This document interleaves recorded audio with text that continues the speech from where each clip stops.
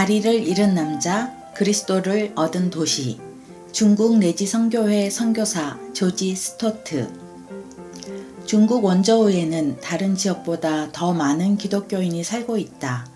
그 이유를 추적하다 보면 하나님께서 다리가 하나뿐인 사람을 사용하셨다는 것을 알 수 있다.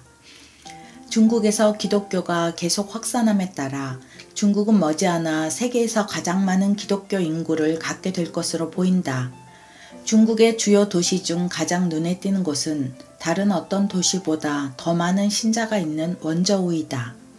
이 대도시가 어떻게 중국에서 기독교와 동의어가 되었는지를 말해주는 놀라운 간증은 하나님께서 다리가 하나뿐인 사람을 사용하셨던 이야기로 거슬러 올라간다. 원저우에는 기독교인이 많다. 그래서 이 도시는 중국의 예루살렘이라고도 불린다. 어떤 사람들은 전체 인구의 최대 15%가 기독교인이라고 추산한다. 하지만 연구 결과에 따르면 그 숫자는 훨씬 더 많다. 원저우에는 전국 평균보다 거의 6배나 많은 기독교인이 있는데 여기에는 겉으로 드러난 기독교인만 포함된 것이다. 기록에 남지 않고 공식적인 수치에도 포함되지 않은 가정교회에서 활동하는 훨씬 더 많은 기독교인이 있다. 이야기의 전말. 모든 것은 1800년대 중국에서 복음을 전파하도록 하나님께서 부르신 조지 스토트라는 사람으로부터 시작되었다.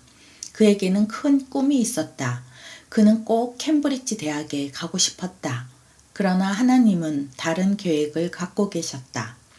조지가 19살의 농업사고로 다리를 잃었을 때 평생의 꿈이 끝난 것처럼 보였다. 그러다가 그는 중국 내지 선교회의 유명한 허드슨 테일러를 만났다.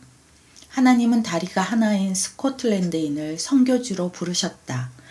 당시 대부분의 선교단체에서는 절단 수술을 받은 사람을 선교지역에 파송하는 것은 고려해볼 여지가 없는 말도 안 되는 생각으로 여겼지만 허드슨 테일러는 깊은 인상을 받았다.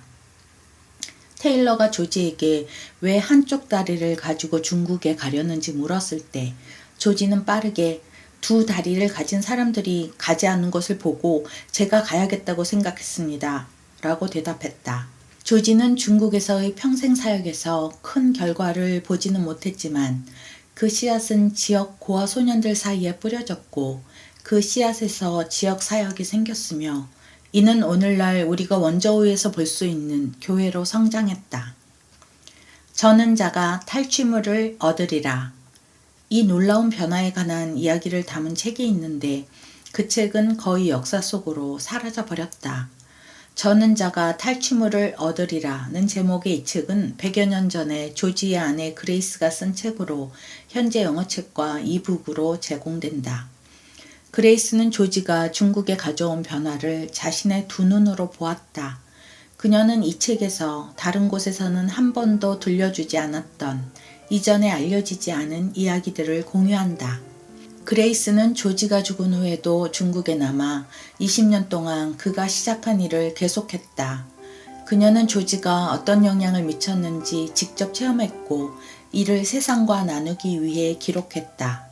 이 책은 초기 중국 선교사들이 어떻게 궁핍한 가운데 땅을 일구고 눈물로 씨앗을 뿌리고 자신의 피로 수확물에 물을 주었는지 이야기한다. 들어주셔서 감사합니다.